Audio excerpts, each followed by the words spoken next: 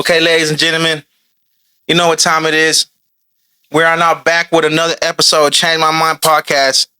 You already know, man, it's the host, Dubbo. Today I got a very, another Hobbstown legend. This guy's done a lot for the community. He's a role model. He looks out for the youth. He does a lot of great things in this town, man. He has 29 years of boxing coach experience for an establishment that's been around for like 56 years. This man is the owner of the School of Hard Knocks production. He'll be introduced into the New Mexico Boxing Hall of Fame in September in Roswell, New Mexico. He offers free boxing lessons for kids going through bullying, people going through domestic violence, and even mental health. He's a coach, promoter, matchmaker, father, husband, Mr. Isidro Castillo. Hey, thank you for having me, my man. Thank you for being here, man. I'm excited, bro. You are another Hobbs legend from here. I'm from here, so I look out for things, and I see you, and I've been seeing you for a long time, man. And I appreciate the work you do and all the people, all the lives you've been touching throughout your years, man. I appreciate everything you do. It's certainly my pleasure, but what people fail to realize is that a lot of these people that come through my gym touch my life, and change my life too as well. Mm-hmm. You know, and we're constantly learning as a boxing coach and trainer, and it's boxing is not just about fighting, man. It's teaching discipline, respect to kids who may not have a father figure in their life, you know, or it may be helping someone else who needs to lose weight, you know, or someone's having a bad day at work. You know, they can come and put the hands on the bag to relieve stress and frustration, because you never know what someone's going through, man. We're all fighting stuff that nobody knows nothing about. Yes. You know what I mean? I get it. You're right about that. You don't know what someone's going through. Absolutely, man. So like, the School of Hard Knocks, I started it 29 years ago, but I took over an existing program that my grandpa had for 27 years. I'm a third generation fighter. My son has the best professional boxing record here in Hobbs. He's 6-0. He had 90 wins and 7 losses. You know, so like we're about this life. We're about the boxing life, and we're about changing lives too, man. And because boxing, like I said, is more than just fighting. It's great, man. Wow, that's your son got a good record: 90 wins, 7 losses as an amateur, and then 6 professional. 6-0 as a professional, and then he unfortunately blew out his knees, and he did have surgery on his hand and on both his knees. He does help me out at the gym, and he does want to fight again. So hopefully we can get him back in the ring maybe next year. You know, God willing, if everything goes as planned. In Jesus' name, man. I'll be looking out for that. I'll be excited to see that. Yes, sir. All right, man. So we're gonna start from the beginning. Where were you born and raised? And right here in Hobbs, New Mexico. I was raised on the south side. We grew up on the avenues, Avenue B and Avenue C, and then we moved to the west side and lived on Catherine for a while until I moved out out of my parents' home into a little home on White Street right here by the fire department, man, and it's a few blocks from here. But it was my parents brought us up. They're very strict. My dad was in the military for 33 years, so they didn't let us get involved in gangs, man. Nice. We had all our friends were in gangs, but my parents were that parent that had everybody at their home, and who you talk about legends. I view my parents as that. My dad, he's been coaching soccer for 45 years. He started with him. My mom and my dad started coaching me in 1980, and they've never let up. In fact, they do soccer, basketball. They've done volleyball, softball. Wow. And my mom, she's been inducted into the softball Hall of Fame for as a player and as a team in a different year, two different years, you know. Nice. But like my dad's been around coaching. He's the president of the soccer league. He's either the president or the vice president, but he's done both positions. And so like they raise us with the military mindset in terms of like yes sir, no sir, to be respectful. And I teach that in my gym, and I tell everybody, if you don't learn how to fight, you're going to learn about discipline and respect before all that, you know. Nice. So they were pretty protective of us and keeping us out of the streets, making sure we had curfews, making sure we had a great work ethic. My parents still work. Shit, my dad's probably working right now. I called earlier. My mom was telling me he was outside moving his cars around. You know, he works a full-time job and comes home and does mechanic stuff, and they coach whatever they're coaching. And so to me, they're a great inspiration to me, you know. Sound like some good role models. Oh, absolutely, man. That's awesome. Yeah. I actually grew up on Avenue B. Yeah. I lived there for a little bit. Right on. So back when I was in junior high and high school, it was pretty bad with the gangs. You know, I don't know about it being that bad anymore, but when I was growing up, there's a lot of that going on, and you know, we just my parents kept us out of that, man, because they kept us involved in so many different sports. You know, we were multi-talented athletes. In fact, some people thought I was going to be a professional baseball player, you know. Yeah. But I didn't get to play high school sports because I had 2 kids before I graduated, you know. So, as a matter of fact, before I graduated, I was a single dad, you know, and so I had to give up a lot of stuff I love with sports. The only thing I pursued was boxing, you know, but. Okay, so you finished school and graduated here and everything? Yes, sir. I finished school, graduated in 1994. I was a single dad, but before I graduated, and I remained a single dad for about 17 years, you know. So nice. my oldest daughter's 33, my son's 31, and they both have 3 kids each. And then I have 2 other kids. I have a 10-year-old and a 6-year-old, and half of my grandkids are older than my 10-year-old, and all of my grandkids are older than my 6-year-old, man. Wow. So, yeah. Nice. That's what's up, brother. What kind of person were you in school? Were you? I'm guessing you were in sports and all that stuff. I was in sports. Played football. Like in football, for instance, I wasn't the biggest. I was actually one of the smaller athletes, but like. I remember receiving an award for being the hardest hitter, and a lot of that came back to boxing because I was constantly training. I was always in shape. I was always putting up weight, and I love contact, man. And it was kill or be killed, and I definitely didn't want to be killed. Right. I get it. Being one of the smaller players, I had to put it on these guys, man. And I love football, man, but. My parents thought I was going to go into like high school soccer, for instance, and I just couldn't because I had to work. I went to school all day, come home, spend time with my kids, go to work, you know.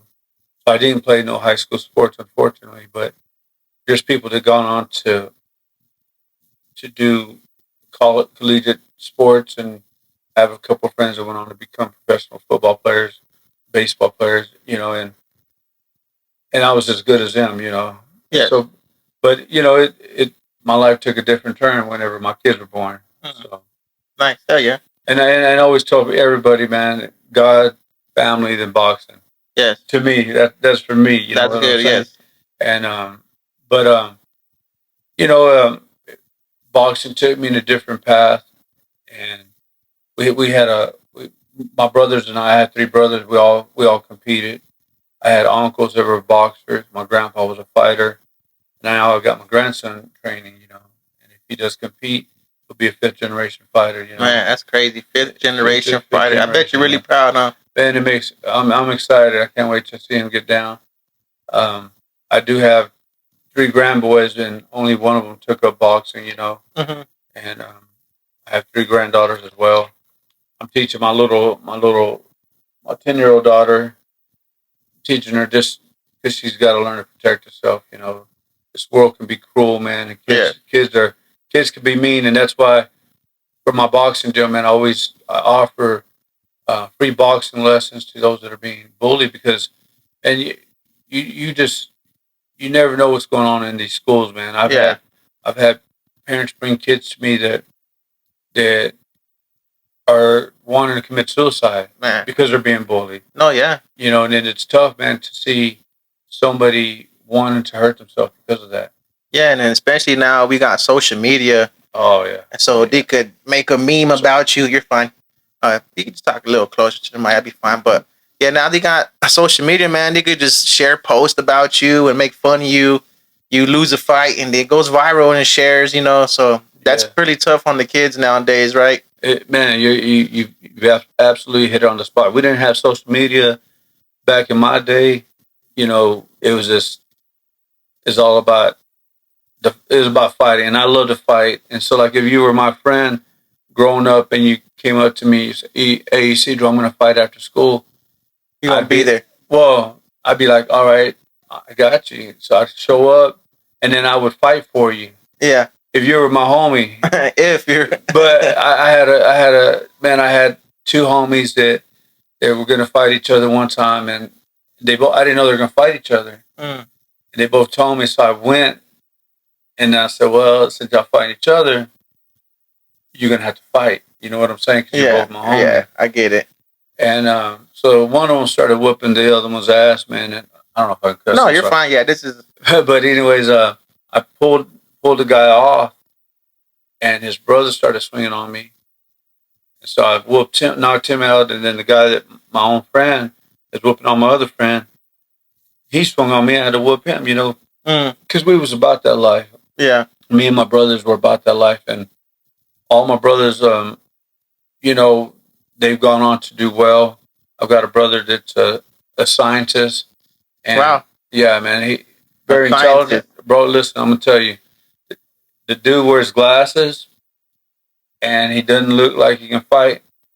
But if you met him in the street and you wanted that action, he'd give it to you. And I'm telling you right now, bro, he had some paws on him. Man. Yeah.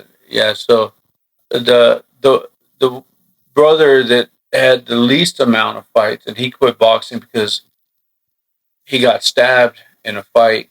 Well, actually, I was fighting him. One of my other brothers was fighting, but he pulled up, and he literally tried to pull me off of somebody. He ended up getting stabbed, and his intestines came out. You know, they were coming out. And they had to find the Lubbock. And so he stopped fighting, but he had the minimum of amount of fights, and he had about 100 amateur fights, you know. Wow. Yeah, so, like, you know, we were all busy with boxing, man. Me and my brothers, unfortunately, didn't turn pro, but we whooped a lot of ass in boxing, man. Between me and my brothers, and even including my son, there was over 600 amateur fights amongst all of us. My 2 brothers, all 3 of my brothers, and my 3 sisters all had college education, man. And I was the only one who didn't. But I'm an entrepreneur, you know. I started my own business and go get it. And yeah, man, we kill stuff for a living. I own a pest control and weed control business. Nice. Yeah, so and then, you know, I promote boxing, I promote MMA, I promote bare knuckle fighting, and we recently just got into bare knuckle fighting too. Yeah, in fact, it took me about 3 years, bro. But I'm the one who got bare knuckle fighting approved in New Mexico. No way. And so they went through with my rules and regulations, man, and I had the very first bare knuckle fight in New Mexico, modern day history, anyways. Here in Hawes, bro. So I'm very grateful to bring that to New Mexico. Bare knuckle fighting. Yeah. That's crazy, dude. Yeah, it's dope. It's dope, man. But some of them guys, bro, I don't think they get paid enough, to be honest with you. But listen, it's an exciting sport, man. Wow. It's pretty cool. And back in my day, there wasn't much of like MMA, and there wasn't much of the bare knuckle fighting, at least sports wise. But right.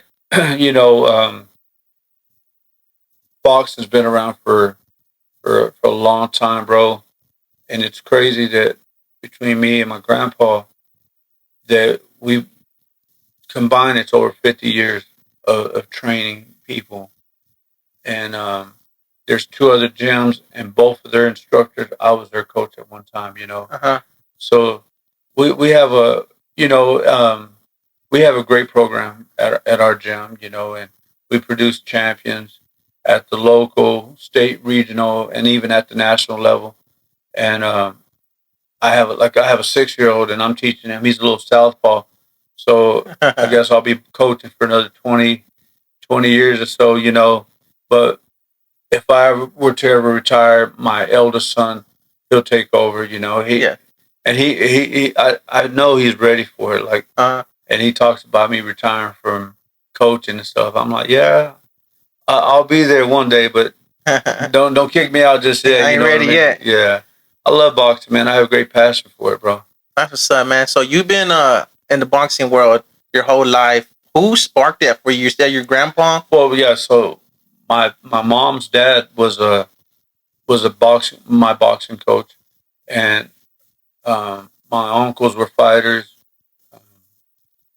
My mom even boxed, and I mean she that was back in the 70s and stuff. But your mom even boxed. Well, she had to. She had to fight her brothers, Yeah. And my grandpa would throw her in the ring with them, and then when she got with my dad wasn't a boxer, but they needed someone to step up because someone didn't show up or something.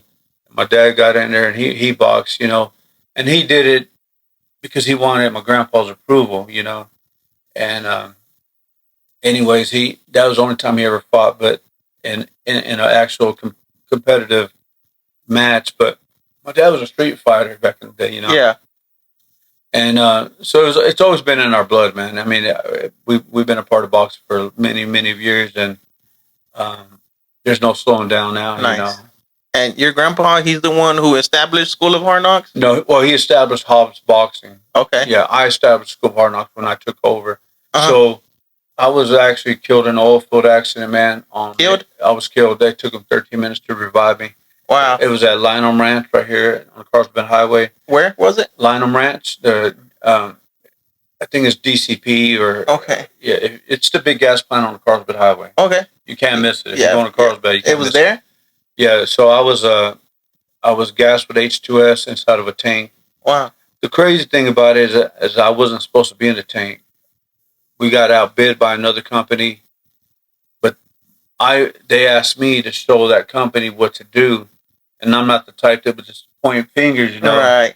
I went in there, suited up, went in there with the respirator, the mask, and everything. With the mask, I was masked up, but the thing was, the gas seeped through my mask. No way. Yeah, so it wasn't fitted correctly, man. And when I went out, they had to come in there and of course rescue me, and then they performed CPR and they revived me.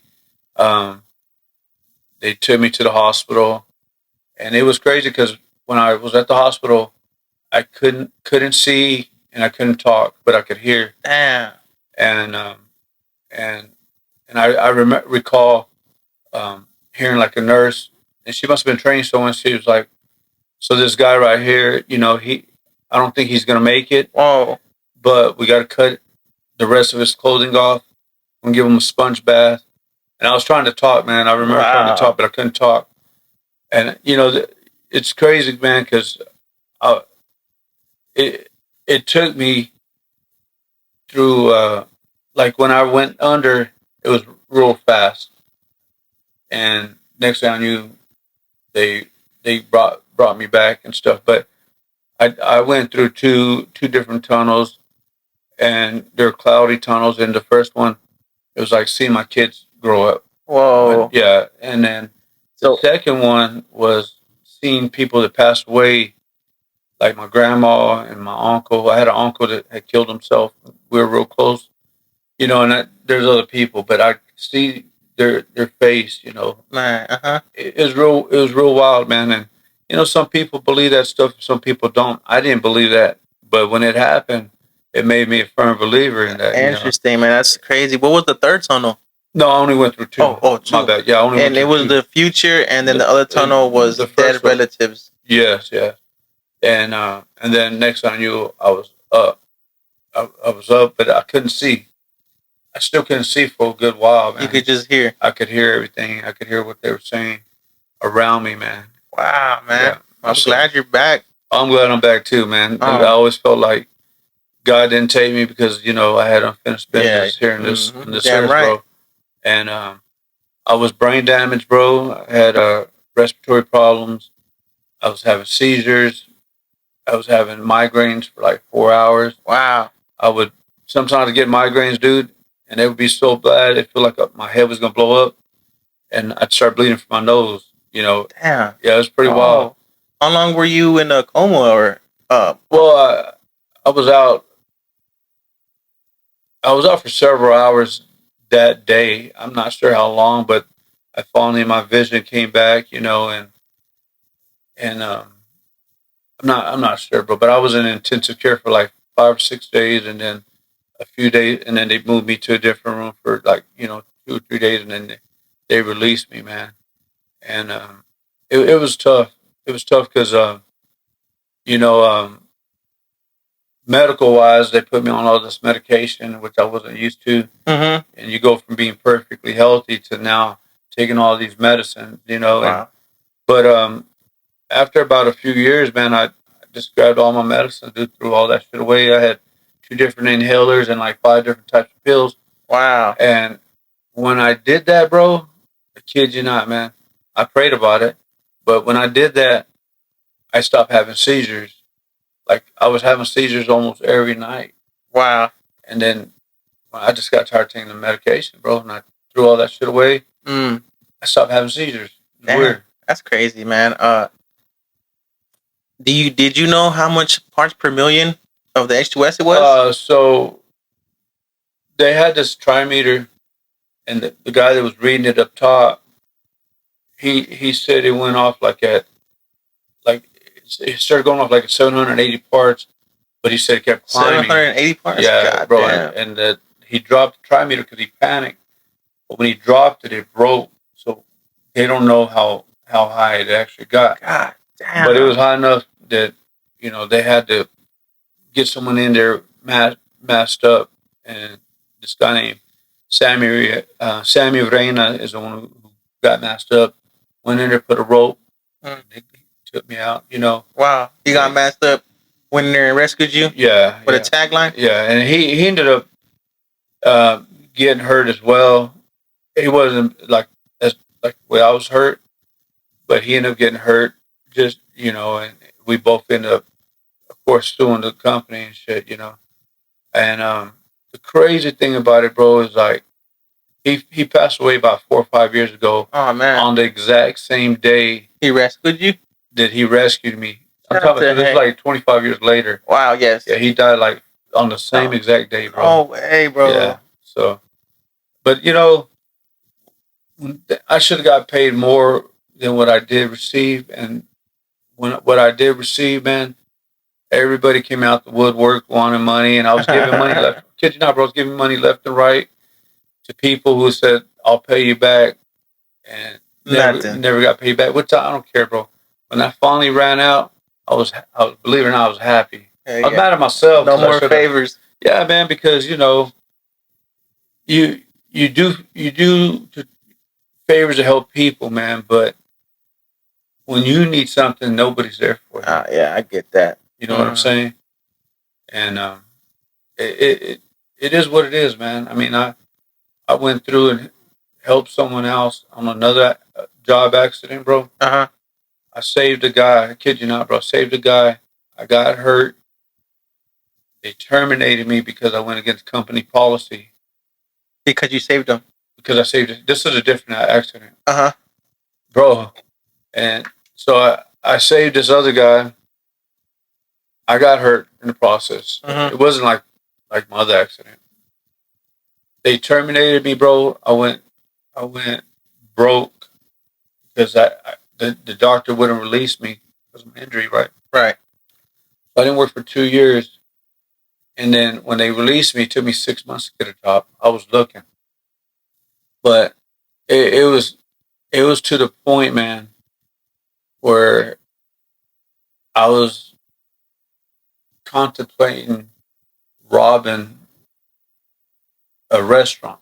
Wow. Yeah, my mind, because I was lost everything, bro. Like I lost my vehicle, you know. From just spending too much? No, I didn't have no money Mhm. because I saved this dude. Uh-huh. I lost my job. Right. I got on workers' comp. Workers' comp ran out like in 6 months, man. I had my boxing gym, Right. but it was either pay on the boxing gym or pay on the car that I had. Damn. So I was paying on my boxing gym. Right. And anyways, man, that place that I was planning on robbing ended up becoming my very first pest control customer. No way. Yeah, man. And but I thought about it, man, and I'm glad I didn't do it Uh-huh. because Probably would have got caught or something, right? well, yeah, I probably would have, but I prayed about it, you know. Uh-huh. And anyways, when they released me to go back to work, I went to work for the schools, and I kid you not, bro. Every 2 weeks, I was making like $650 every 2 weeks. Damn. That's it. This is after taxes and shit. Uh-huh. We go to take a test for weed control. I'm the only one in the school system who passes. 2 weeks later, they send us back. They all failed again, bro. Everybody failed again. I do my pest control test. Uh-huh. Pass that. Put my 2 week notice in. I called the state, asked them if I can, because I was working for Orkin. I started working for Orkin, and then this was before my incident. And anyhow, I go back and I give a 2 week notice in, and I didn't have a vehicle. I have a backpack and some chemical. Yeah. And I started my own pest control business. Bro. Nice. Going knocking door to door, man. And the first year was rough. Only made like 13,000. Yeah. And then every year just increased, you know. But now you're doing good on that, right? It's not bad, man. Nice. I'm blessed. You still do that? Yeah. So I might have to contact you later because, man, I've got fucking pest I need to get rid of. we'll take care of you, brother. So we're taking care of your Uranco now. Uh-huh. I do like 13 or 14 apartment complexes here in Hobbs, 8 in Carlsbad, 2 in Roswell, Whoa. 1 in Leventon. So like I got two full-time workers plus myself. I give people the opportunity to start a pest control business. It's like going to college, but once you pass your test, you can start making money. You Uh-huh. just have to be an apprentice for a couple of years. But I give people the opportunity to become an entrepreneur and Nice, start man. their own business. Yeah, man. Fuck yeah, brother. You're a wise man. I work in the oil field myself, and so I want to know, how did you save that guy's life? Like, what happened? Okay, so I worked over here at Air Gas, and I was filling up their oxygen and nitrogen tanks. Uh-huh. And when you fill them up, you got to weigh them. And this particular day, I weighed the nitrogen. It was like 975 pounds. Well, the guy tried to, instead of using the dolly, he tried to maneuver it with his hands. Uh-huh. And when he did, he rolled it, and it like crushed him. And he was pinned up against the doorway with it's called a VGL Uh-huh. nitrogen cylinder. And I ran over there and I pulled it off of him, man. And when I pulled it off of him, I got a pain in the back of my head and neck and shoulder. And so, of course, we had the assistant manager happened to be in there.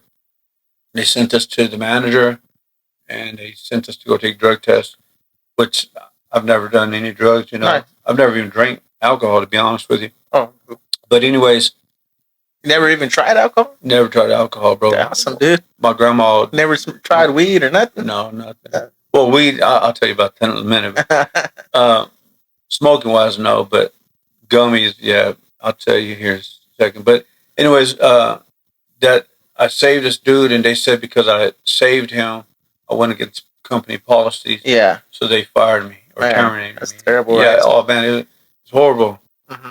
But I went to work there after. Prior to that, I was working for Oregon Pest Control, and I signed a 2-year non-compete clause with them. So when I was working for them, we had a mandatory meeting. Well, I had jury duty, and I turned my paperwork in. Well, the guy that was he and I started at the same time. He became a supervisor because he had college education. Uh-huh. Well, this dude came and picked up my truck because I didn't go to the meeting. Damn. But because I signed a 2-year non-compete clause, I had to find another job. And one of my best friends at the time was a manager at Air Gas. And then after I got terminated from Air Gas, I started my own pest control business. That my same friend that had hired me went to work for me, man. Damn. So that's pretty cool, you know, how things. Unfortunately, he's not with us no more. He passed away, but yeah, man, it's just the way the world is, man. That's you know? crazy, brother. That's crazy, man. All things happen for a reason, bro. So. Yeah, man. Freaking crazy stories, bro. Okay, so you were telling me that you had parents come up to you about bullying and all that stuff about kids, and that's what got you focused on letting people come in free on bullying. So, right? Well, I mean, I had always, when I started my boxing program, I've just always done that. It's not because someone asked me to do it. No, you just felt it. I felt when I started my gym, anyone who comes up to me that's being bullied, we're going to allow them to do it for free. Any women in domestic violence, we'll allow them to come for free. And that also, you just felt that way and just did it from the beginning, or did you have an experience? Yeah, I kind of have had an experience, man. Yeah, but it's a personal thing. I'll tell you about it off the mic. That's fine. But it's something, and I always felt that needed to be done because it's the right thing to do. And then, right now we got kids with autism who've been coming to my gym, and we offer that for free. And you know, and then I've offered it to people who are just having mental problems. You know, you never know what people's going through, bro. It's just, it's tough, man. I was a single dad, and at one point, my eldest daughter was hurting herself because she wanted to live with her mom, and I wouldn't let her. You know, I had sole custody, and I didn't find out till she was an adult that she tried to hurt herself like that, man. But my grandpa, who was my coach, hurt my daughter, bro. And then years later, you know, she started hurting herself, and so that, like, that broke my heart, man. Whenever I found out she was wanting to hurt herself, you know, and she blamed me, you know, for a lot of it. Yeah. As she got older, she learned, you know, other things, you know, that went on that she didn't know about, you know. But was he like abusing her, like hitting her, or? Oh no, he molested her, bro. And so I wanted to kill him, bro. And your grandpa? Yeah. I was real close to him. Yeah. And I called my mom to come pick up my kids. I loaded up my gun, bro, and I was ready. Ready to kill him. I get it. And she talked me out of it, bro. And so we went a different route. You know, he got arrested, and we went through the courts and stuff. But the courts, because the police, they had some technical errors. He was freed, bro. Technical errors. Yeah. Anyways, he got off, and my daughter didn't want to go through the courts again, you know. No, that's a lot of stress and stuff. Oh, bro, it is. And then, you know, years later, it's affected her, bro, her whole life. No, yeah, man. Yeah. And so, like, you know, she's my first love. And it's tough, bro, you know. Yeah, man, I get it. Sorry to hear that, brother. But you know, you will do for those you love, bro, you would do great and horrible things, you know. No, yeah, man. And so afterwards, bro, like after we went through the courts and stuff, I went to his house a couple of times with a loaded gun, bro. Luckily for him, bro, he didn't answer the door, you know. Yeah, he would have done it. I would have shot him, bro. I would have killed him, you know. And he moved away. I have no idea where he's at. He's about 85 years old now. But when my grandma passed away, bro, she died because she drank too much. Yeah, that's why she drank too much. That's why I decided his wife. His wife.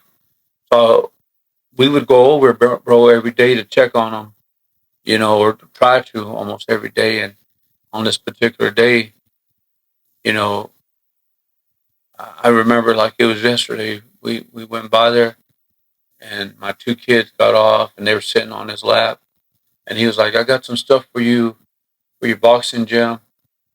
It's in the backyard in the cortito." So I was like, "All right, cool." So me and my son, I told my son, "Come on, son, you can come help me." He was little, smaller. We went around, and my daughter stayed into the house with him, and that's when it happened. But she didn't tell me about it, bro. I didn't find out till like 6 months later. You know, so like, and that was another thing. We had to prove the date. I couldn't prove a date, you know. Mm-hmm. But I do remember that day. You know, it happened, man. And I wish I would have known, you know, that day, man. But yeah, man.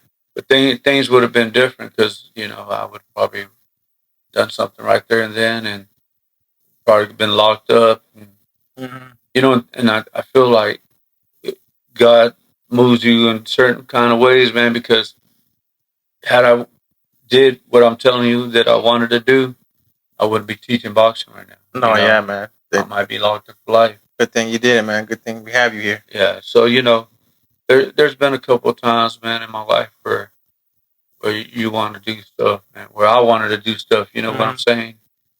I try to be a good person all the time.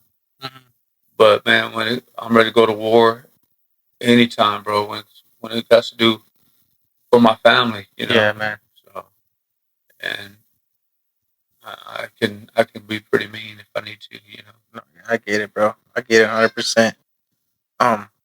So how did you get to coaching? Who was that, with your kids or other kids? What made you start coaching? So when I got hurt in the oil field from that oil field accident, I couldn't fight no more. And my grandpa was at that point where he was wanting to retire from boxing. And so I took over and I started coaching. Like I was working with my brothers who were already established fighters. Like I mean, I couldn't sit here and say, "Oh, I totally groomed him to be this badass fighter." Right. But I did help them at you know, as they were older, because my grandpa was already he was already done with boxing, and then I started training some people. And then Edgar Zubia, I started training him, and a few other guys that went to school with him. Got him started, and I took him to like 7 nationals. And man, yeah, he was a pretty good fighter, but you know, unfortunately, I had to run him off from my gym. You know, but I've had really good fighters. Like right now, I got Mario Gonzalez, who's 5-1 as a professional. Nice. I got a kid named Your Highness Rizal, super dope fighter, bro. He's a 3-1. He should be 4-0. He was a better fighter in the fight that he lost, but the guy was more busier. And afterwards, he came up to me. He's like, "They robbed me, coach." And I was like, "Nah, man." Yeah, oh, the judges. Yeah, he from the judges. And I said, "Nah, man. You were the better fighter, but he was busier. And it's only a 4-round fight." So we changed up his fight game. He fights more like a Mexican with the Philly style. He's more aggressive, goes down to the body. There ain't nobody around here that can get with that kid, man. He's tough. How old is this guy? So he's about 23. But I'm going to tell you, he has a story himself, bro. He was 15 years old and got home from school, walked and found his mother dead. Oh, man. Moved with his dad. His dad had a heart attack a month into him living with him. He's supposed to move with his aunt. She passed away, and so he got put into the foster care system. He even lived out here at the Humphrey house, and then they started bringing him to me, man, and he ended up hooking up with this chick, had 2 kids. She kicked him out. He was homeless. So he started living in my boxing gym. I told him, so you live in my gym? But I didn't have room in my house. So I don't want to bring another man to my house with my little ones there. But I would rent him a hotel like once or twice a week so he can shower. And then from the hotel, the apartments that I spray, I was able to get him into one of these apartments. And then I got him where he's working with me full time now, man. So, everybody has a story to tell, man. Yeah. And there's so many things going on with boxing, man, that we don't know. But some of these kids that come in from broken homes. You got kids that don't, though. You got kids that have 2-parent homes. They come in, but we try to change lives, bro, at my gym. That's what's up, brother. That's awesome, man. That's, touching people's lives, man, in a good, positive way. We try to, bro. We try to make a difference. You can't save everybody, though. Mm-hmm. And I'm gonna tell you right now, bro. In some people's mind, you're a hero. In some people's mind, you're a villain, bro. Yeah. And it doesn't matter what you do, bro. Like, you can try to be good to everybody. Mm-hmm. And there's always someone who wants to bring you down. Straight up, man. Straight up. I'm telling you, man. And the sad thing about it is if it's family, your own family, or that's when it hurts the most, huh? Yeah, man. You're like, what the fuck did I do to this person for them to talk this kind of shit about me? But what I eat, they don't shit, bro. So, like, I just got to leave it in God's hand and keep doing what I'm doing, man. And because at the end of the day, dude, this boxing thing, it's changed my life. It saved me from many of things, more so than I'm changing people's lives. You know what I mean? Yeah, man. And we're constantly learning as coaches. Because when you become a boxing coach, bro, you're not only a boxing coach, you're a mentor, you're a father figure to some of these kids. I was talking to one of the guys that used to come to my gym. We saved him from hurting himself when him and his wife split up. Yeah. And he's going to get back into the gym, but you never know, man, what this world's bringing to you. Mm-hmm. You might be having problems at work. You might be having relationship problems. Whatever the case may be, bro, boxing's a therapy that has helped a lot of people out, Nice. Hell yeah, brother. Yeah, that's what's up, man. So you went from coaching to promoting and matchmaking. How did that come about? Well, when I had lost my job at Air Gas, bro, like, the only income I had was coaching boxing, but I wasn't making enough to pay the rent or the bills, bro. Like, well, at the gym that we were at that time, we didn't have electricity. So me and a friend of mine, we put a conduit and we put up some lights. We ran it off a generator. And so I didn't but I wasn't making enough to pay the rent. The rent was like $500. And there was times, bro, I'd go 2 or 3 days without eating.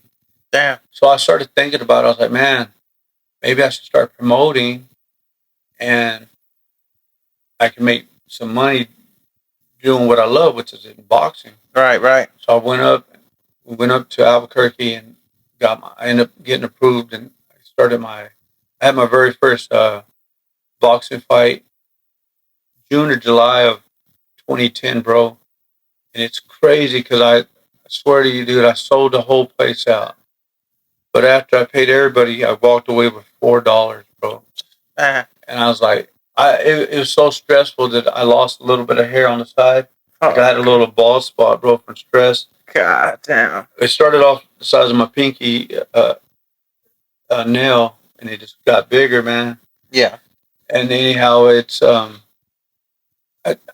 just figured when you become a promoter, bro, and you put it out there that you're going to promote a show, everybody wants to be on your card. Everybody wants to fight. and everybody tells you they can sell tickets, dude. And I had a show in December, and I had a fighter that was a heavyweight. He was going to be on the card, and they're like, "Oh, we can sell all these tickets." Bro, he sold me 2 fucking tickets. Oh man, I was pissed. And they want, let's say you're going to fight this guy, yeah, and let's say you want $800 for a 4-round fight, which is $200 a round, mm-hmm. and he's your opponent. Sometimes the opponent wants more than what you're getting Mm-hmm. as an A-side fighter.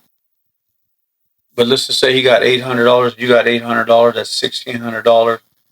And one came from Amarillo, one came from Las Cruces. Mm-hmm. So you got to pay for their travel, their fuel, and their hotel. Damn. And so the guy that's supposed to be on the A side brings me 2 fucking tickets, 2 $35 tickets at that. And once 10% of his ticket sales, you're like, man, that's what people don't understand. Like, they see a big crowd and they think we as promoters sometimes make a lot of money. Don't get me wrong, bro. There's been a couple of fights that we did well, me and my wife, promoting wise. But then you have fights like this, and then not everybody does their part. There's a lot that goes into it. I got to pay the fighters. I got to pay the insurance. I got to pay the facility. I got to pay my bond. I got to pay the people who do the drug testing. Yeah. I got to pay the commission. So sometimes it's not what it's cut out to be or what you think it is cut out to be. Right. There's a lot that goes into boxing, or there's a lot that goes into promoting. And because I've even promoted fucking arm wrestling contests. And my dumb ass ran at Club La Sierra. Damn. $2,500. I had 4 divisions. I had a women's division, a heavyweight, middleweight, and lightweight. $1,000 a piece. So that's $4,000. Damn. Plus $2,500. That's $6,500. And everyone's telling me, "Oh, we'll bring a lot of people." Well, there's 16 people in the stands. God. At $25 a piece. I lost my ass off, dude. So stupid. But I've promoted shit, dude. Like, I did a celebrity boxing and had people like, let's say Jonathan Senna. He didn't do it, but I try to get people that are popular in Hobbs. Mm-hmm. And they train. Like, I had Nate Luna from Luna's. Yeah. He trained and he fought. And so it's called celebrity boxing. And that was dope. And that went real well financially. Nice. Hell yeah. So I need to do another one, man. Well, anything with the Rondas is fucking... Oh, man, they're big time in this town, bro. Yeah. They're the big time. But I trained Nate, and he got a win, and we had a good turnout, man. But you know, everybody wants their money. You know, they want to get security. You know, like these comedy shows. I got a comedy show. Yeah. August 30th, man. I got tickets for both you guys. Nice, brother. Hell yeah. But that was one of my questions on here too. Yeah. So you got to pay for the venue. You got to pay the comedians. You got to pay their travel. And then, of course, you got to pay people who are helping you, like selling tickets at the door and shit like that, you know. But, you know, it's just part of promoting, man. And I love promoting. Mm-hmm. I love to promote.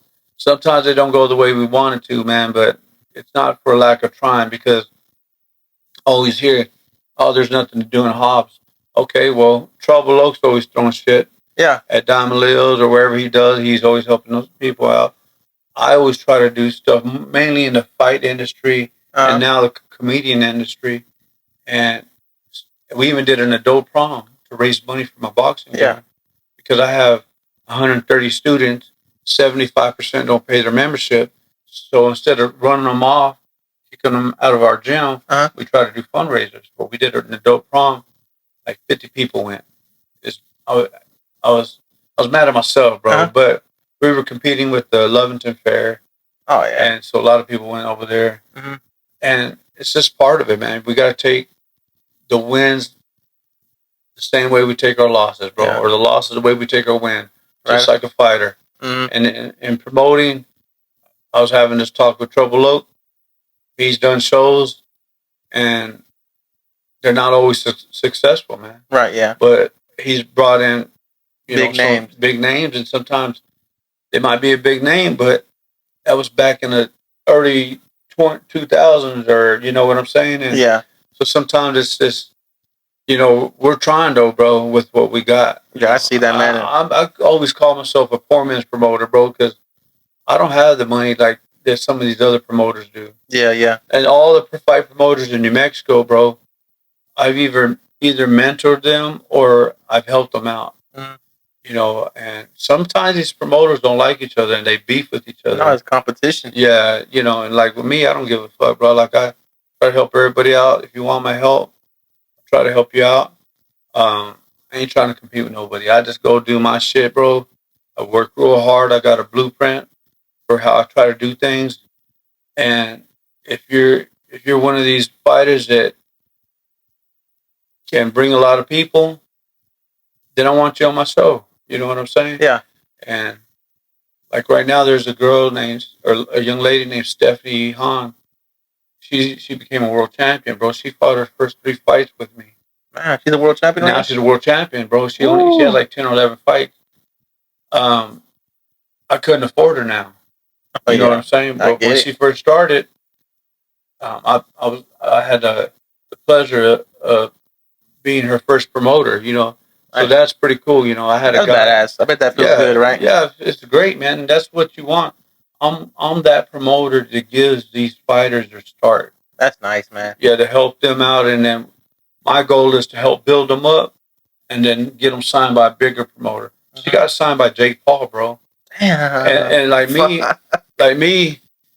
as I don't like Jake Paul in terms of how because I feel like like this last fight with Chavez, for instance, and with Mike Tyson. Think he was rigged? Oh yeah, 100%.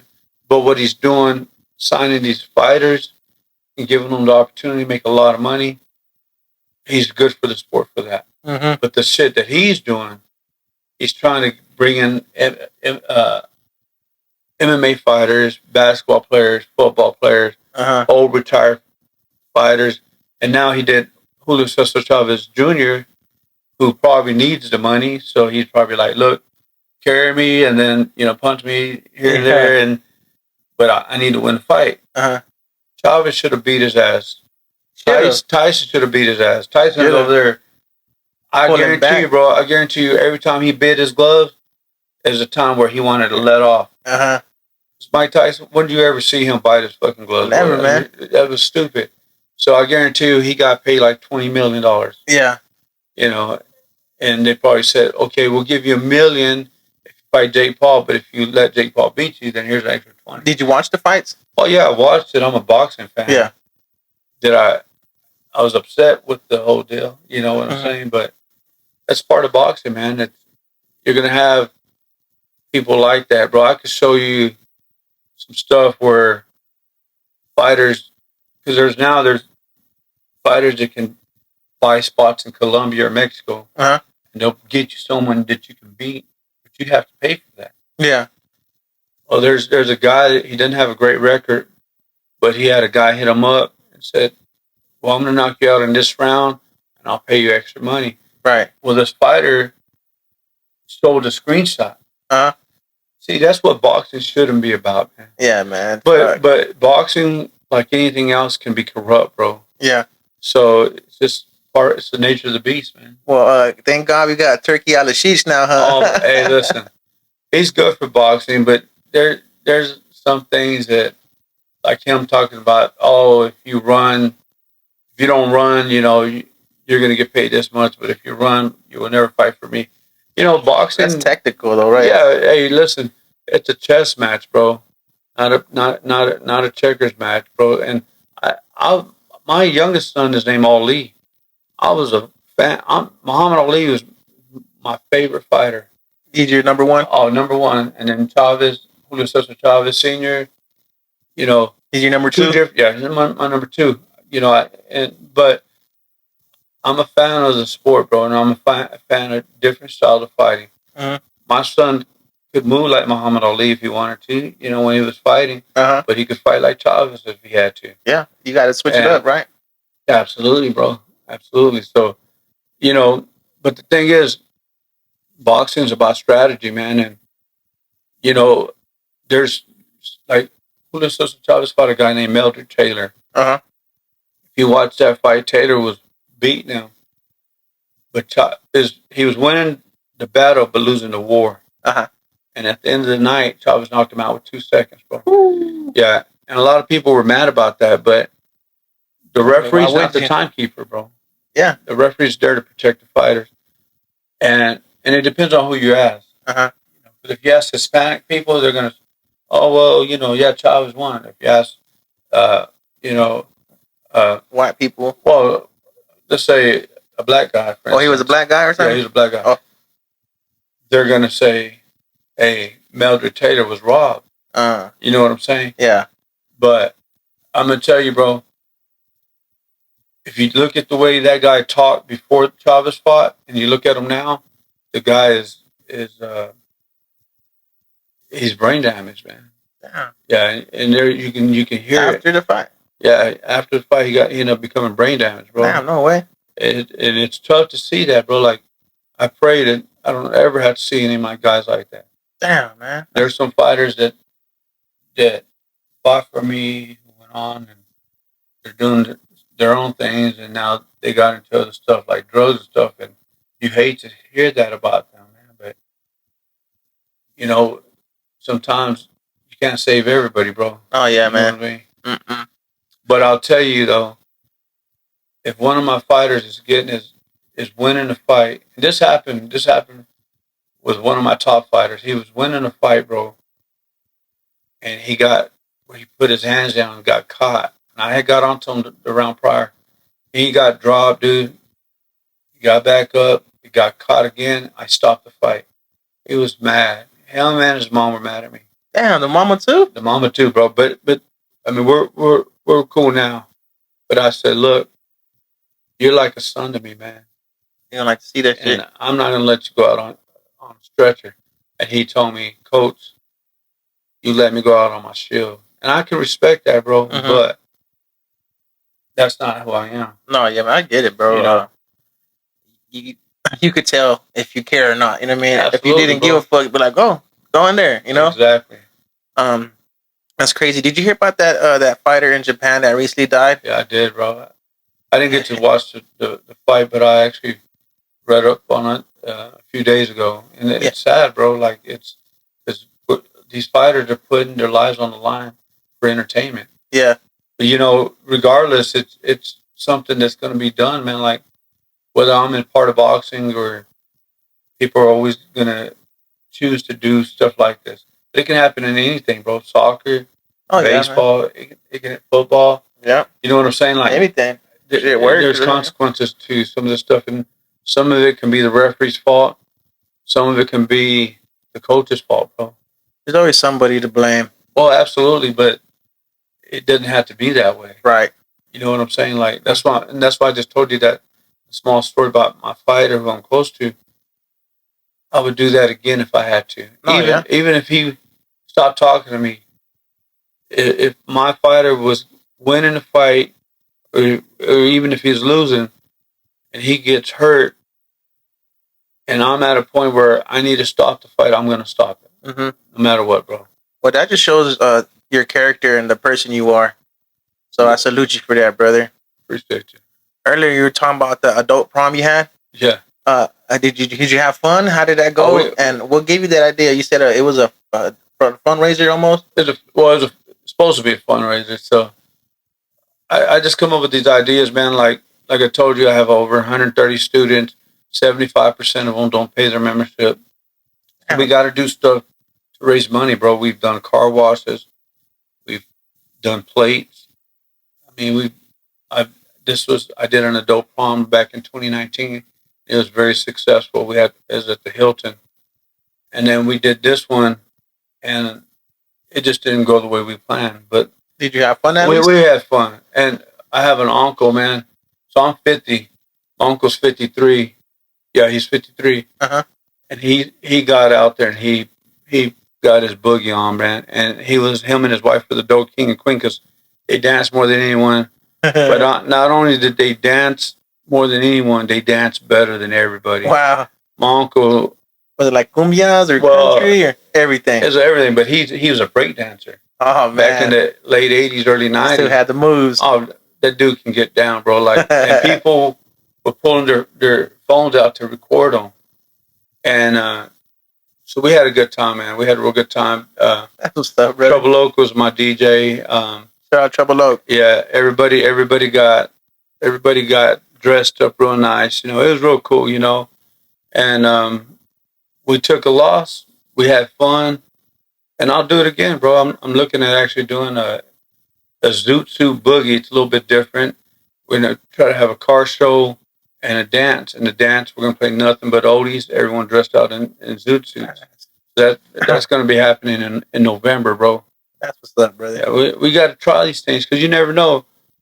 Just because a dope prom fell this year, this Zoot Suit Boogie might be a hit, but who knows? It might be a flop also. But we'll never know unless we try. You know. Yes, sir. Got to give it a shot. Got to give it a shot, bro. I remember one time, bro. You had a chaparrito. Oh yeah. At your gym. How did that happen, dog? You reached out or? Well, no, I didn't reach out. They reached out to me. So no way. I had prior to him, this guy hit me up and they're like, "Hey, somebody told us you're a promoter. I'm bringing Damian Chapa from Blood In, Blood Out. Yes. We're going to pass through Hobbs. We're wondering if you'd be interested in promoting it." I go, "Well, when you say promoting, what do you mean?" And so, anyways, we worked out all the logistics, and he came down. He's came down twice for me. And actually, the Damian guy or the other guy? Damian Chapa. Yes. Yeah. And then, so he came down, and then the guy that brought him down brought down the little guy. The Chaparrito guy, that was hilarious, man. Yeah, so he came down. Did you go meet him? I mean, I wanted to, but I was busy doing other stuff. Right on. But I did want to. So we brought him down, man. They brought him down, and we just did it at the boxing gym. And he was real cool, man. He was real cool. How tall is he in person? So my wife is 4'8", and he's maybe an inch taller than her. He's like 4'9". He's a little dude, but he's muscular. Yeah, he's a muscular little guy, man. Yeah. And he did a little skit with one of my guys in the boxing ring and stuff. And I was trying to find him, man, the other day, but I couldn't find him. He punched the bag a little bit. Yeah, he punched the bag, and then he got in the ring, and I had my banner up, and they were taking pictures by the banner. That was pretty cool that you asked that, because I was literally looking for the picture of him a few days ago, man. I couldn't find it, but I got to look through this other phone. Yeah, that was a fool, man. I go through my TikTok and I see that guy with a couple bad bitches and his boots all curled up and his little haircut, man. It was funny, dude. Oh, he's hilarious. Damian Chapa came down, and and he actually had asked me to be in a movie. So he's going to do a movie, a boxing movie. I think he did one, but there's another movie that it's based off a true story. He wants me to be a part of it, but he got involved with this other movie. But I hope that goes through. That'd be cool. But we stay in contact, you know. See, the Miklo. He was actually my next question. Yeah. What you call it? Blood In, Blood Out, man. Fucking legendary movie. I love it, bro. Absolutely. I can watch that shit all day, dude. Yeah. Fucking, how's he like, man? He's real cool, real humble. You know, he'll give you a knuckle, bro, because he don't like shaking people's hands. You're right. I get it. He don't like touching. Like, if you ever watch when he hugs somebody, he has his hands out. He don't like touching people. No way. Yeah. He just said that he had gotten sick one time, and someone had shook his hand, and he had gotten sick, so he don't like doing that too much. But in terms of he's real mellow, bro, real chill. We went to my boxing gym. I have a 1931 Dodge, and it's got Al Capone painted in the back. He took a picture with me in it, and he sat in the car, and he was like, "Man, we should put this car in one of my films." I was like, "Hit me up, bro. I would love to. I would love to." So that was real cool. He's been down twice, bro, and you know, we take him out to eat. We hang out with him for a little while, and you know, but you know, they're celebrities, bro, and they expect to get paid. I've never had to pay Damian Chapa to come down, but the money he makes at the door, that's his money. And the money they make from pictures or shirts is merch.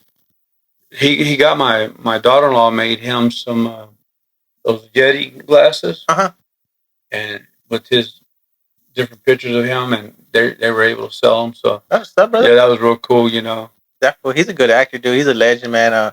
Every time I think about him, I love that movie, bro. I gotta say That's that one again. of my favorites. Yeah, man, me too. But every time I think about him, I just picture that scene where he's sucking on Big Al's fingers and shit. Oh yeah, yeah. Well, you know, He had to be. It's a movie, right? Yeah, it I just guess so. that just crosses my mind and shit.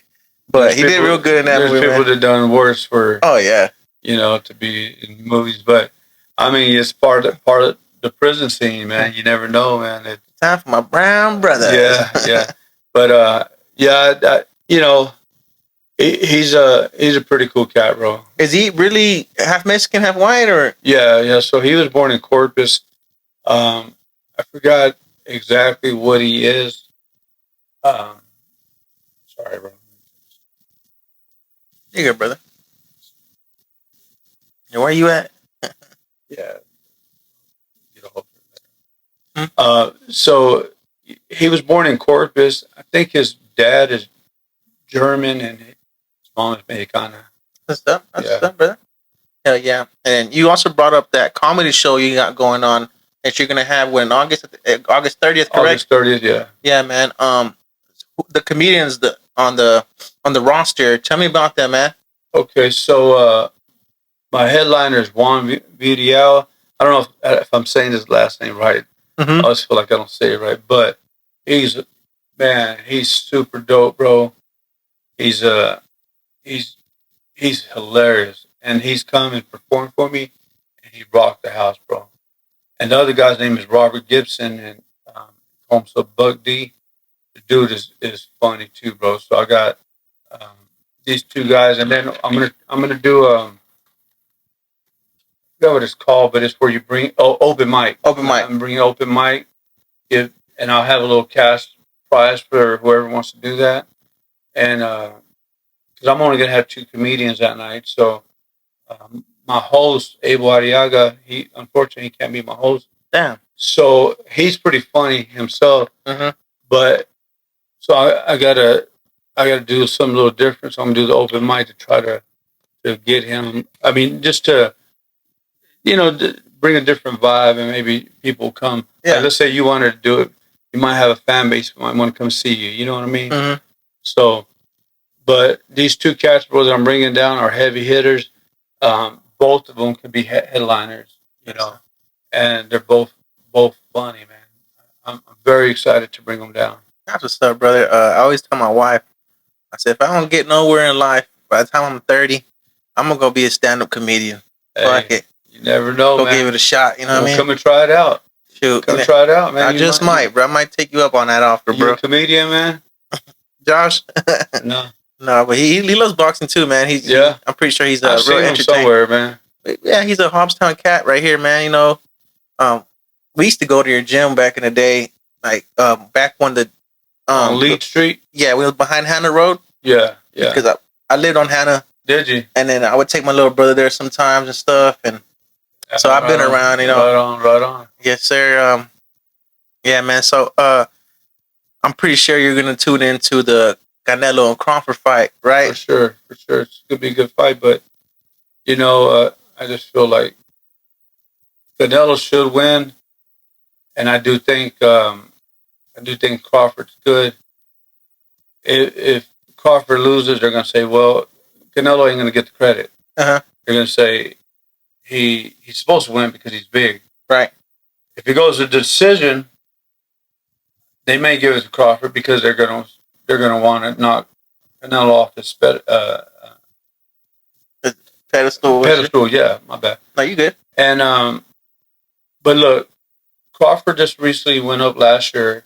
He fought at 154 pounds for the first time. I thought he got beat, bro. Oh yeah. Oh yeah, I thought he got beat. He is fortunate to get the win, and that's what I'm saying. That's why if they go to the decision, I think they might give it to Crawford. Now, I do think Canelo should hurt him, bro. Crawford hasn't been hit by someone that strong. He got hurt by Gamboa, who was smaller, bro, like a 5'5", 130 pounds. Yeah. Gamboa almost knocked him out. Of course, that was a good time back, and it should be very interesting, though, bro. It should be good, though, right? Yeah, I think boxing needs this fight. I don't like the way it happened. I wish Crawford could have went to 160, won a few fights, and then go to 168. But he's trying to cash in right now. Yeah. Which is smart, bro, because he'll never get this kind of money fighting anybody No, else. yeah, he's getting older too, so it's the right Yeah, time. well, he's actually older than Canelo. Oh yeah, he's like 39, no? Yeah, 38 or 39. Something like that. Canelo, though, you know, I do think he's one of the top fighters. I don't think he's the top fighter. I think he's like, if it were up to me, I have right now Usyk, who's a heavyweight champ. And I got this guy named the Monster 2. And then I had Bivol 3. And I have Canelo over Crawford in the pound for pound rating. Because if you look at the roster of who they fought, bro, it's a world of difference. Tell me who all Crawford's fought that's, and you can say Earl Spence, okay. You can say Sean Porter, okay. But if you look at Canelo's resume, it's way different, man. Oh yeah, bro. Amazing people, fucking legends. Yeah, exactly. Triple G and shit. Yeah, so, and I don't really think Terence Crawford can hurt Canelo. I mean, I think he might frustrate him at first because he switches right to southpaw, to orthodox. But Canelo's been sparring with Boots Ennis, who switches up too. Yeah. So that should be good. That's good sparring for him, you know. I just don't think Crawford's going to beat him, though. Yeah. Okay, man. Do you think... Who do you think? Who I think? Yeah. I think Canelo's going to take it, brother. Yeah. Yeah. Canelo's going to take it all the way for sure. I don't see it going to decision. He might knock him out, brother. I hope so. I hope so. Yeah, man. But, you know, I could see Canelo starting off like he did against Amir Khan, where he's getting outboxed for the first 4 or 5 rounds, and then boom. Yeah. He hurts Crawford, you know. But Canelo wasn't very busy this last fight, man. Mm-hmm. And he has trouble with fighters that move around like that. You know, he had trouble with Lada. He had trouble with Austin Trout, and, of course, with Mayweather. Mm-hmm. So, you know, styles make fights. We'll see what happens, man. We'll see what happens, brother. I'm excited for that fight. Do you think Canelo's ducking Benavidez? No, but listen, bro. Benavidez was a world champion.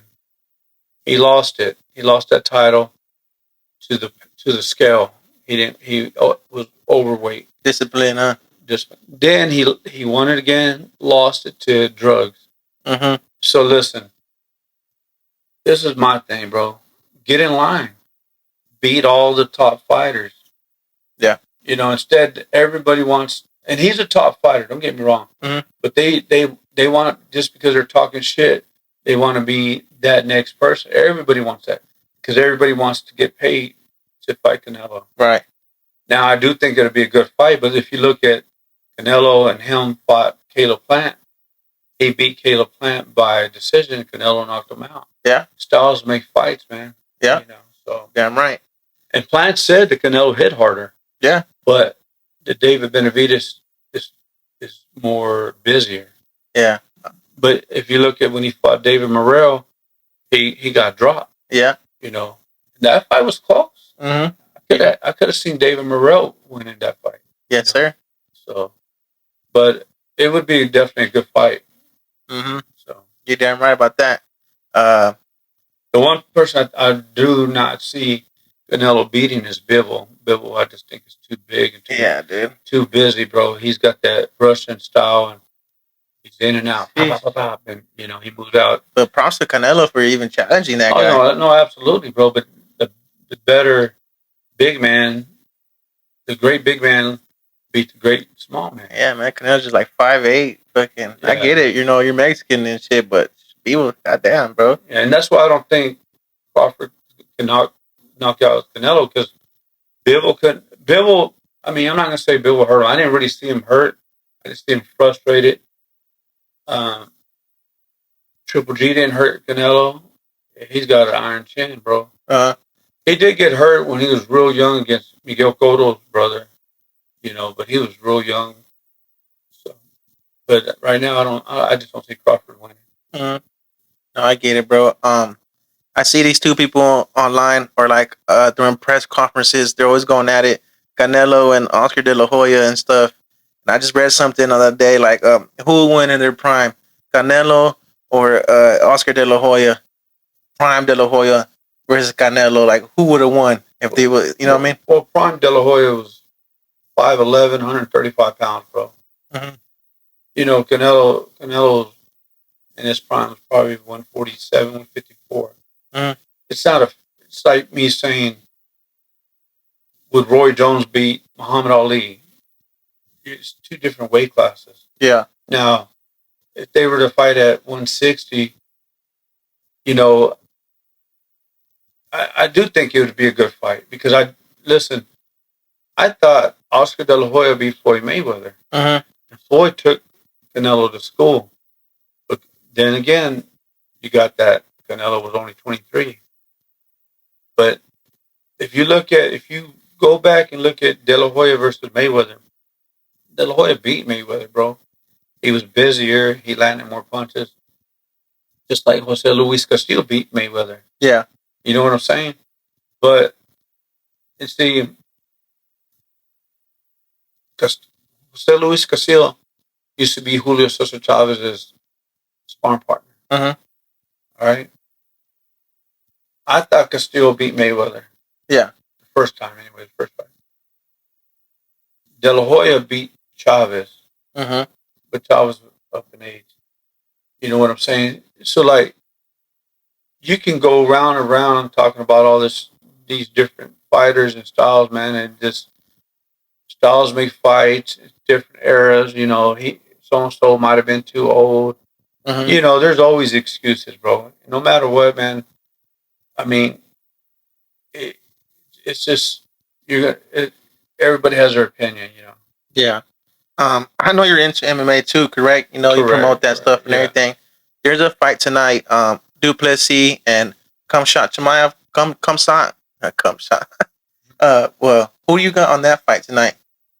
Man, are you gonna tune in? I'm gonna probably try to tune in.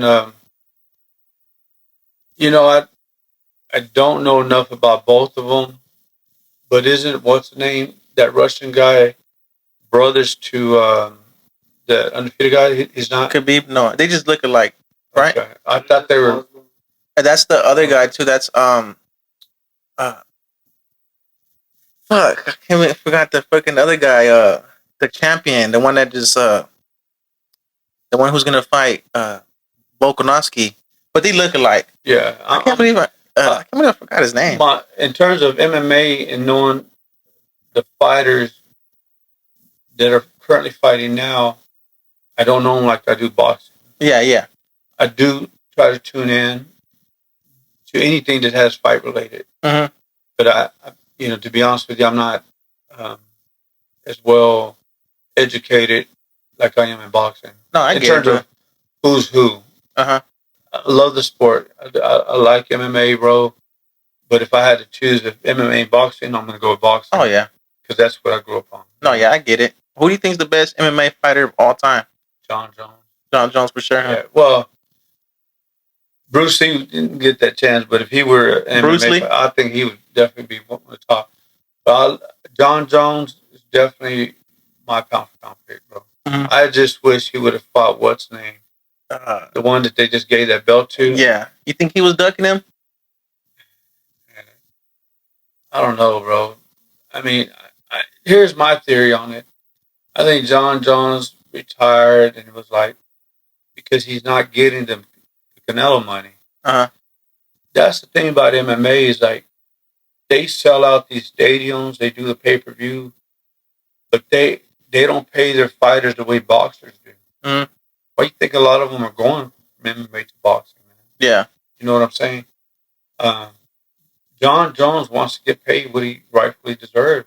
I'm sorry, can you talk a little closer? My bad. You good, I feel like John Jones, the reason he probably didn't take that fight is because they weren't going to pay him a lot of money like what he wants. He wants probably like 20, 30 mil. Oh, yeah.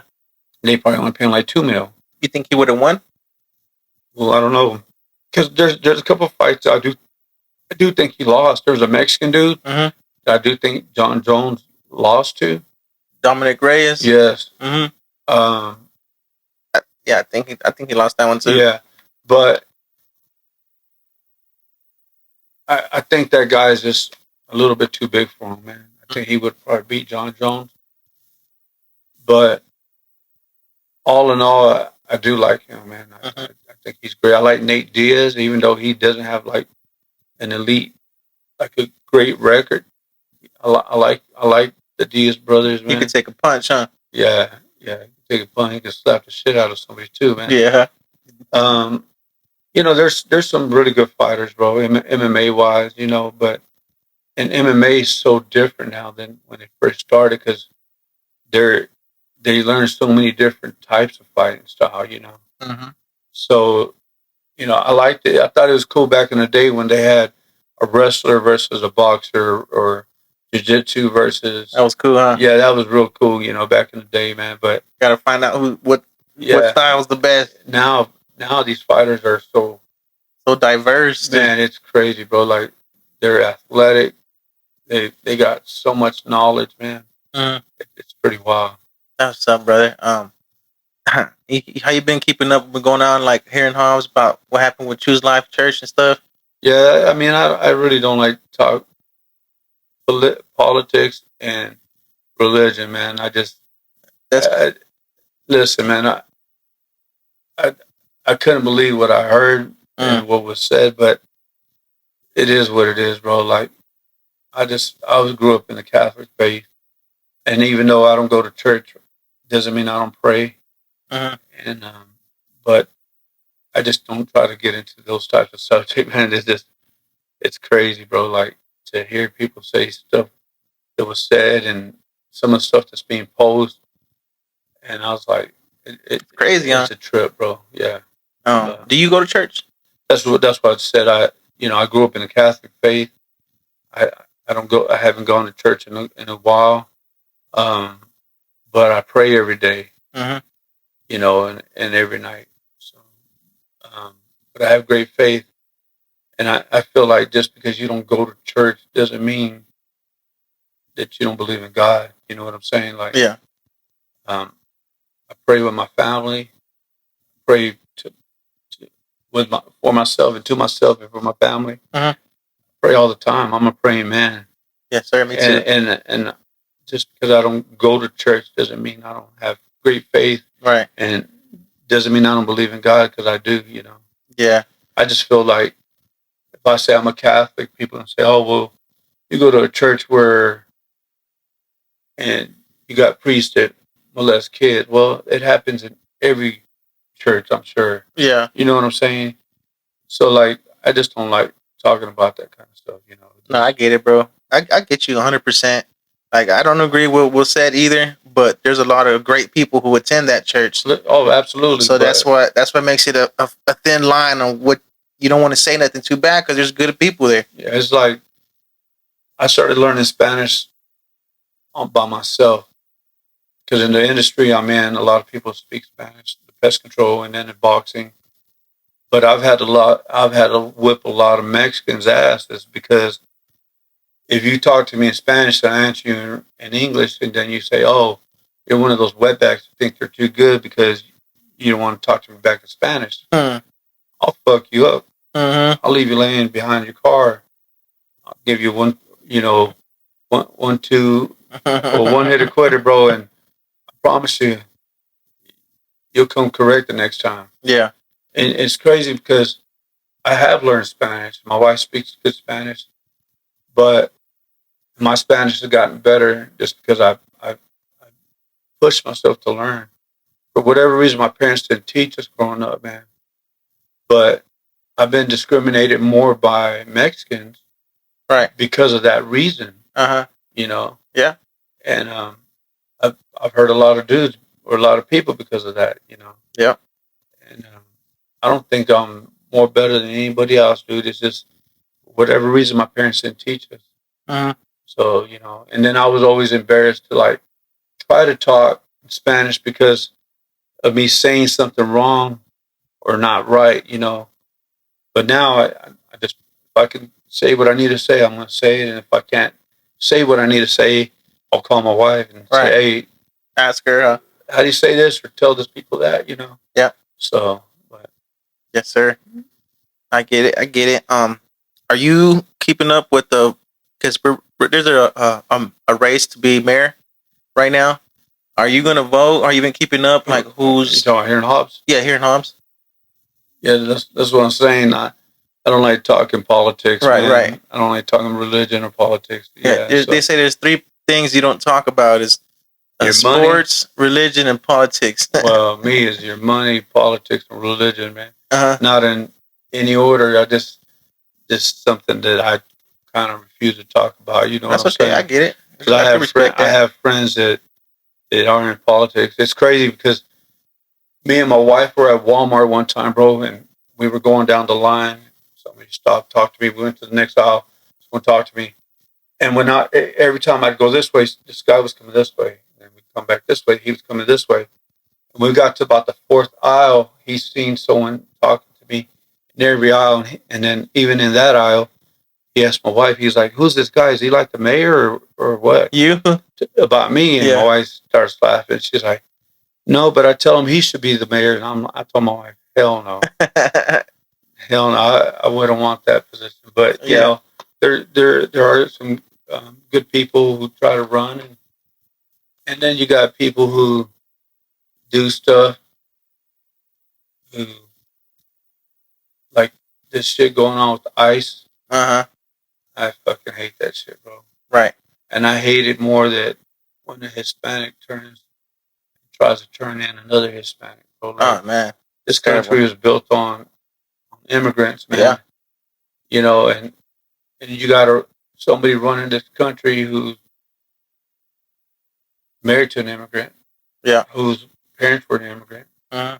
You know, we did a DNA, we did a 23andMe and Ancestry.me, and my mom's generation, we found it 9 generations back, and it's deep down in Mexico, bro.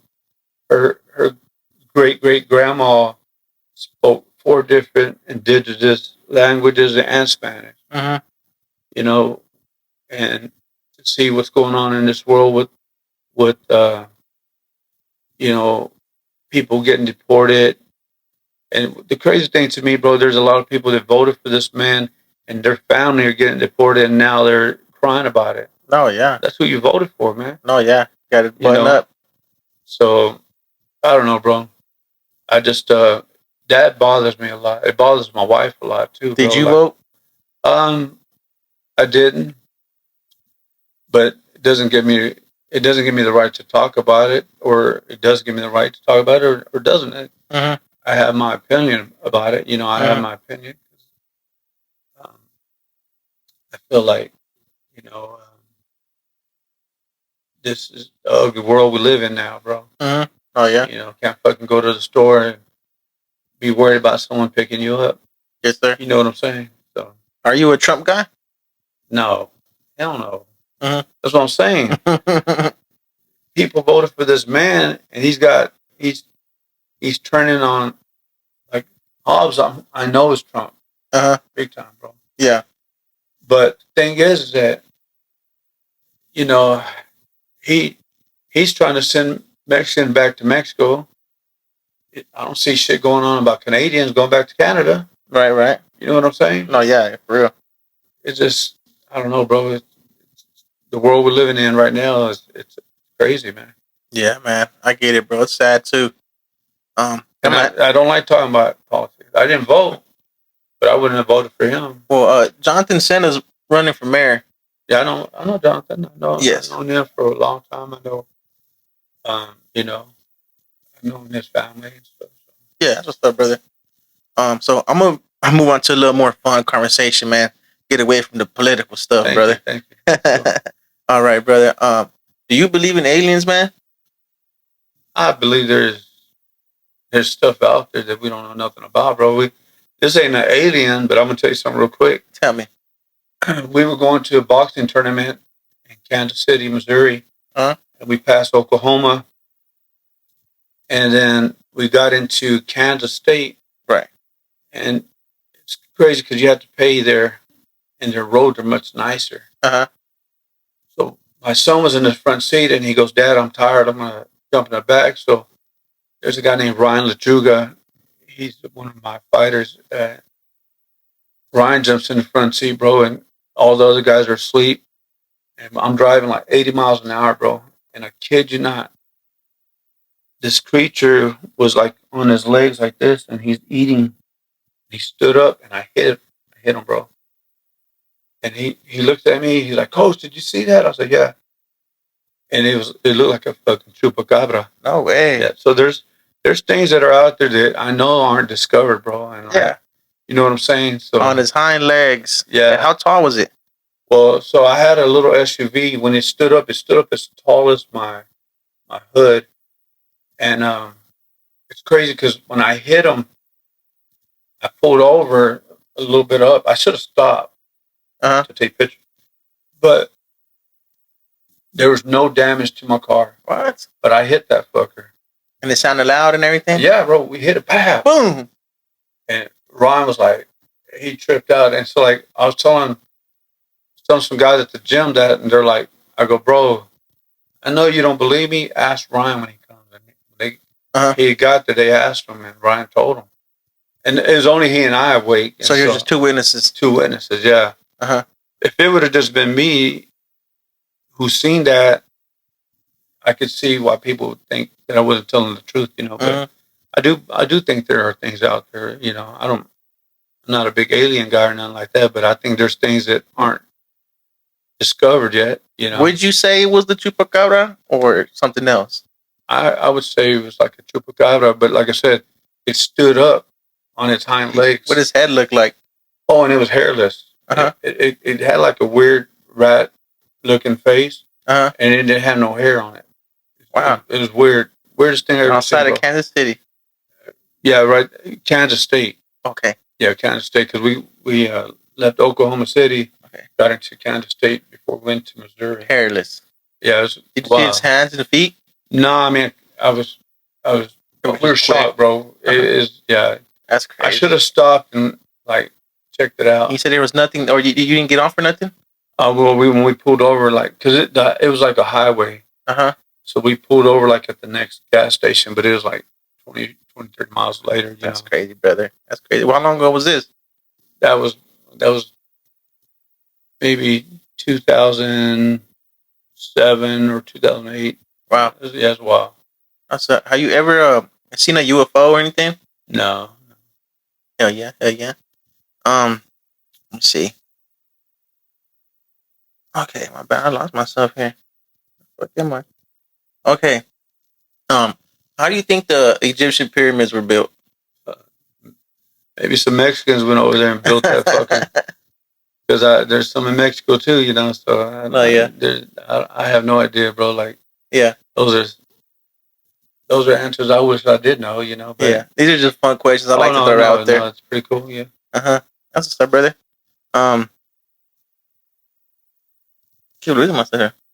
Okay, have you heard on the news, bro, that there's a big like alien ship on the edge of the solar system coming towards Earth? No. Well, that shit was on the news. Oh, really? I'm wondering if you heard about it. No, I haven't heard. Okay. Do you think Jesus will come back in our lifetime? I think he's in everybody's life right now. Yeah. You know what I'm saying? But you know, we'll meet our maker one day. Hell yeah. Monday, huh? Okay. Back to your boxing stuff, brother. Do you have any prospects? Any fighters that we should be looking out for? Somebody on the rise? Yeah, so professional, I have Mario Gonzalez, who's one of the top fighters in the state. I got Your Highness Rizal, who's an elite fighter. I've got a few amateurs. I got a kid named Leo Chavez, Abraham Mendoza, Valeria Salinas, I believe. I got some good little prospect amateur fighters as well, you know, that hopefully will get to the top, you know, national level. We got a little guy named Flash. His dad is married to my cousin, and I started him out, but his dad took over, and his dad's been training him. He's a good little fighter. and they take him to a lot of fights. So he's racking up a bunch of experience. That's what's up, brother. Yeah. Yeah. Yeah, we'll keep an eye out for sure. Yes, sir. What's next for you, man? You got any events that we haven't heard about? Anything you got planned? Are you thinking about something major? What's next? What's going on? So I got August 30th. I got my comedy show, man. That would be really. I'm gonna give you some tickets for you and your man right here. Be there. I'll be there. And I think you guys are gonna like it. Fuck yeah. And just to give you an idea, you know, I try to throw 4 to 5 comedy shows a year. We did a show in Farmington last September. The day before the Canelo fight, it was on a Friday. We killed it over there, bro. So I'm looking going back to Farmington. Nice. I help out other promoters, so I'm working on a few things with some promoters. They just pay me to work for them. Mm-hmm. I do a lot of work, matchmaking, set the ring up.